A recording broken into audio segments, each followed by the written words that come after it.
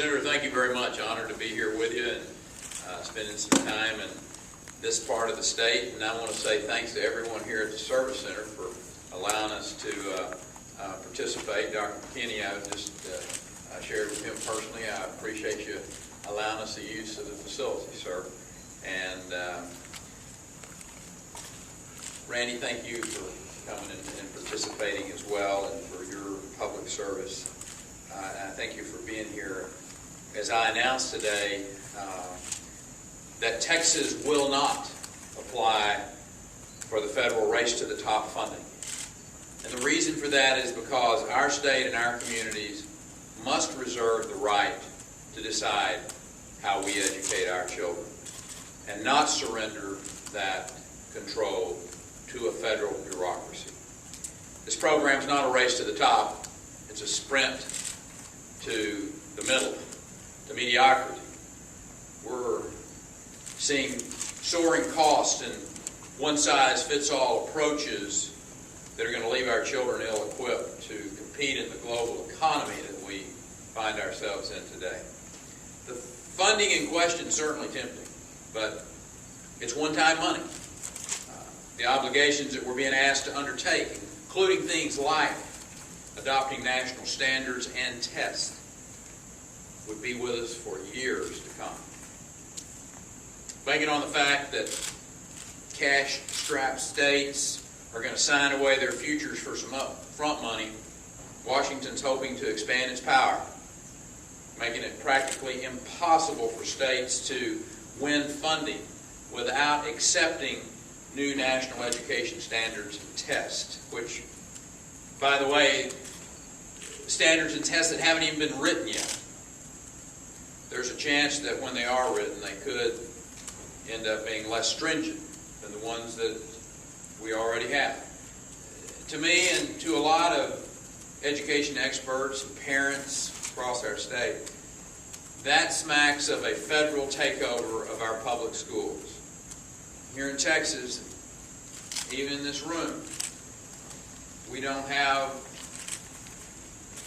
broad consensus on every issue that's facing our school system, but we do all agree that we'd much rather work those differences out in Texas with solutions that work for Texans instead of accepting a top-down mandate from some distant bureaucrats.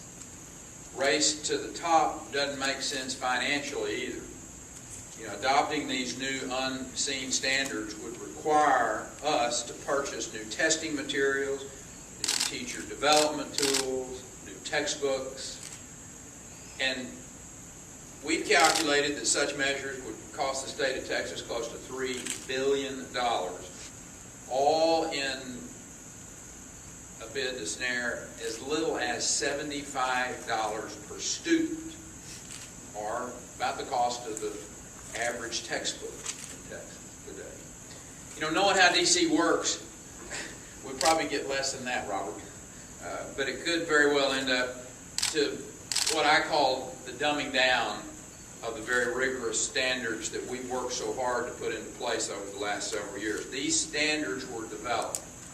They were developed through an open process of working with teachers, administrators, business leaders, and recently adopted by our elected members of the legislature and the elected State Board of Education. And again, I think all of us would rather see those individuals deciding rather than bureaucrats in Washington. Together, we have collectively created a system of educational standards and accountability that has earned Texas praise all across this country. For example, we were one of the first states to make college-ready curriculum the standard. We've increased transparency, making officials more accountable. We've offered troubled schools and districts the tools they need to turn themselves around. And the results speak for themselves. In the past school year, tax scores were up in every subject and every grade. The dropout rate has decreased. Texas was recognized as one of only 4 states to be closing the achievement gap in math. If Washington were truly concerned about funding education with solutions that match local challenges, they'd make the money available to they'd make the money available to states without strings attached. Instead, they roll out this race to the top and its tangle of red tape. When you think about this coming on the heels of this health care debate, Washington is attempting to take over yet another very essential function and make even more personal decisions for our citizens.